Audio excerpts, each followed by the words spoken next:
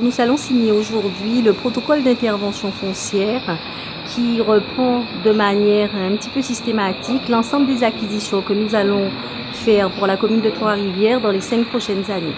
Donc nous signons à la fois le protocole d'intervention foncière et nous signons 2 autres conventions opérationnelles de portage parce que nous venons d'acquérir pour cette commune 2 biens situés à proximité du centre-bourg et destinés à la réinstallation de l'Office du tourisme. On a travaillé, alors c'est un travail qui a été vraiment fait en étroite collaboration avec les services municipaux.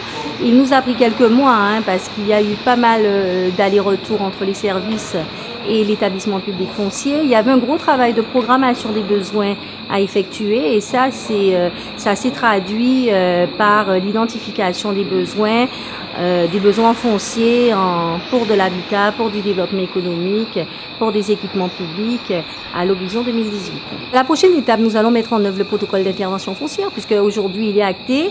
On a de la lisibilité sur tout ce qu'on va entreprendre pour la commune de Trois-Rivières pour les prochaines années. Donc là, on passe à la deuxième étape qui est vraiment la mise en œuvre. Donc on va rencontrer les propriétaires, on va engager les négociations, engager les procédures d'acquisition, mais toujours en étroite collaboration avec les communes et en l'occurrence là avec la commune de Trois-Rivières. Nos priorités en termes d'intervention, c'est vraiment de pouvoir optimiser le foncier situé dans les centres-bourgs et les centres-villes. Aujourd'hui, c'est vrai qu'on a des centres-bourgs et des centres-villes qui se sont complètement dépeuplés. L'objectif de l'établissement public foncier à terme, c'est bien vraiment de reconquérir toutes ces dents creuses pour les mettre à disposition alors d'opérateurs publics, type bailleurs sociaux, mais aussi d'opérateurs privés pour la réalisation d'opérations d'habitat, de commerce, d'équipement ou pour la réalisation d'opérations mixtes, tout simplement de manière à on optimise, on rationalise le foncier de manière à préserver in fine les terres agricoles et les espaces naturels de la Guadeloupe. Cette signature de convention est très importante pour nous.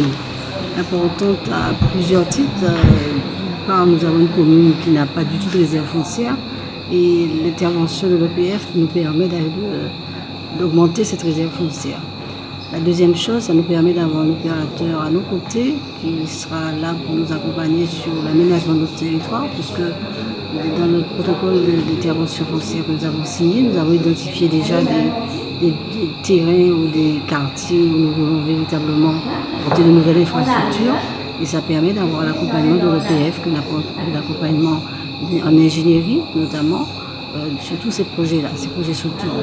Et puis c'est vrai que aussi budgétairement, puisque l'intérêt également pour nos communes de passer par l'EPF, c'est de ne pas supporter tout de suite l'investissement, d'avoir un investissement que nous faisons, mais puisque le bien sera mis à disposition dans 4 ou 5 ans.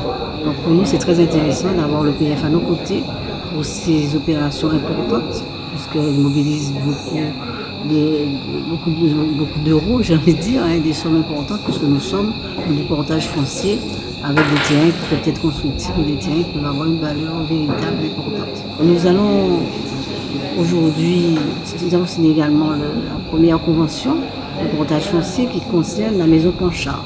La maison Planchard se situe à l'entrée du bourg.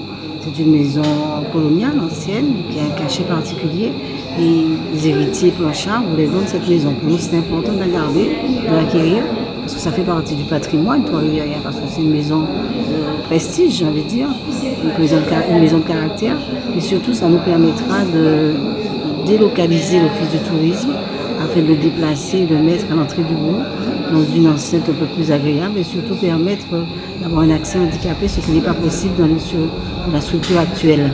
Donc le premier portage foncier que nous avons, c'est la maison Planchard. Donc c'est fait déjà, et la maison a déjà été rachetée par l'EPF et qui va nous la remettre à disposition dans le cadre de la signature d'une nouvelle convention de mise à disposition très bientôt. Nous avons aussi, j'ai envie de dire, déjà diagnostiqué d'autres terrains, notamment la maison des Russies au Carbet. Nous avons déjà l'accord des propriétaires en pleine discussion parce que là aussi c'est dans le cadre de la localité de Petit Carbet, la Vallée d'Or. Et nous avons aussi un patrimoine amérindien très important sur tous ces terrains. Donc là aussi, sur les terrains qui ont été classés par la DAC, pour nous c'est important également que ce patrimoine-là devienne le patrimoine de la commune, pour cette raison patrimoniale, mais également pour cette valeur locative du terrain. Donc là, c'est la deuxième opération qui sera très certainement mise en place avec l'EPF. Nous avons également dans d'autres quartiers de Trois-Rivières, notamment à Bord-de-Mer, à Regretter, à Chemin-Neuf, également identifier quelques portages fonciers qui pourraient être intéressants pour nous permettre de créer des maisons de quartier ou d'autres infrastructures, ou aussi peut-être quelquefois pour remettre à disposition d'opérateurs dans le cadre d'opérations immobilières.